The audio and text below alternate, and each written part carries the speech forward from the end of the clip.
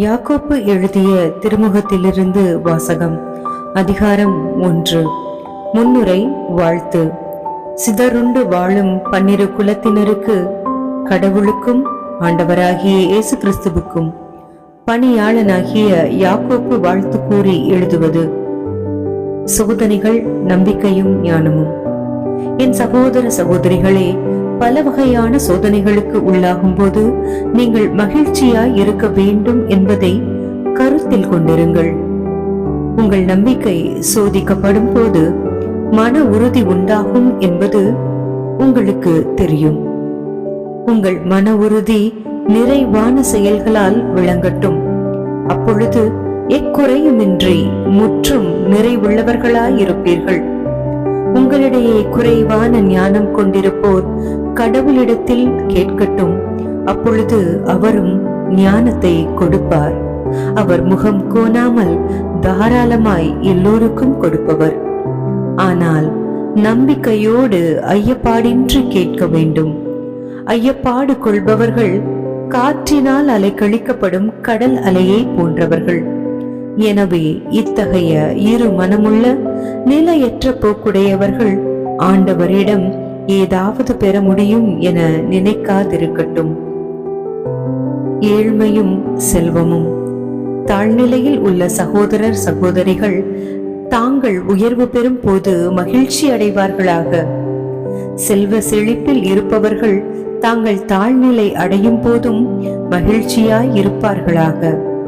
ஏனெனில் செல்வர்கள் புல்வெளி பூவை போல மறைந்தொழிவார்கள்.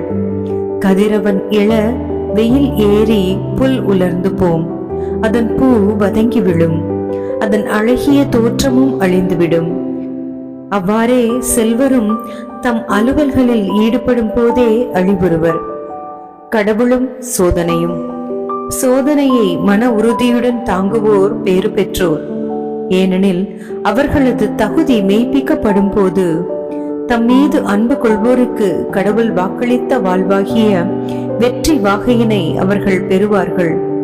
சோதனை வரும்போது இச்சோதனை கடவுளிடமிருந்து வருகிறது என்று யாரும் சொல்லக்கூடாது. ஏனெனில் கடவுள் தீமையின் தூண்டுதலுக்கு உள்ளாவதில்லை, அவரும் எவரையும் சோதிப்பதில்லை.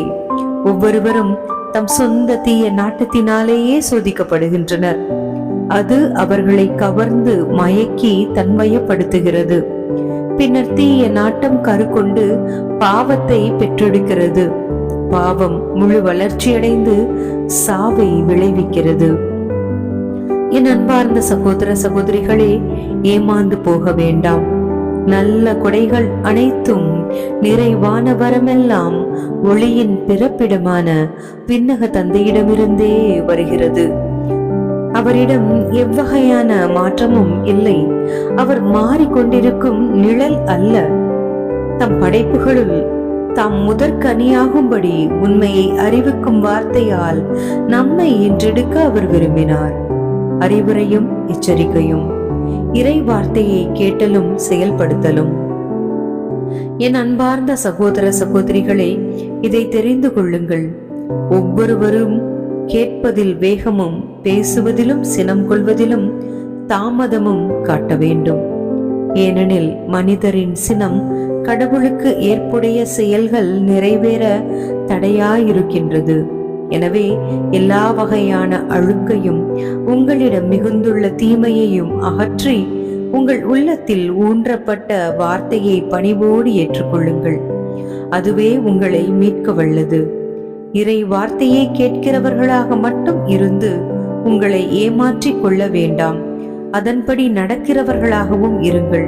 ஏனென்றால் வார்த்தையை கேட்டு அதன்படி நடவாதோர் கண்ணாடியிலே தம் முகத்தை பார்த்துவிட்டு சென்று உடனே தாம் எவ்வாறு இருந்தார் என்பதை மறந்துவிடும் ஒரு மனிதருக்கு ஒப்பாவர். ஆனால் நிறைவான விடுதலை அளிக்கக்கூடிய சட்டத்தை கூர்ந்து கவனித்து அதை தொடர்ந்து கற்போர் தாம் கேட்பதை மறந்து விடுவதில்லை. அவர்கள் அதற்கேற்ற செயல்களை செய்வார்கள். தம் செயல்களால் பேறு பெற்றவர்கள் ஆவார்கள். தாம் சமயப்பற்றுடையோர் என எண்ணிக்கொண்டிருப்போர் தம் நாவை அடக்காமல் இருப்பார் என்றால் தம்மையே ஏமாற்றிக் கொள்வர். இத்தகையோருடைய சமயப்பற்று பயனற்றது.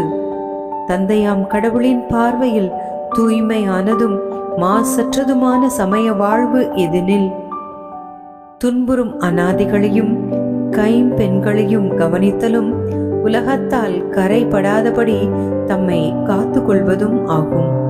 ஆண்டவர் வழங்கும் அருள்வாக்கு. இறைவா, உமக்கு நன்றி.